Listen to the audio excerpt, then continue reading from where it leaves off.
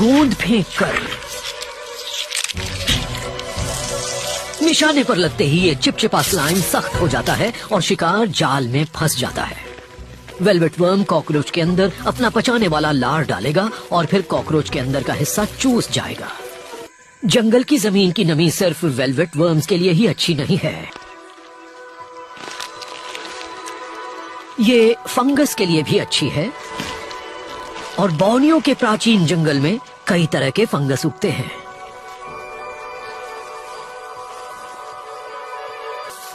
पुराने अवशेषों को गलाकर स्लाइम मोल्ड्स और फंगस दुर्लभ पोषक तत्वों को नई शक्ल देते हैं।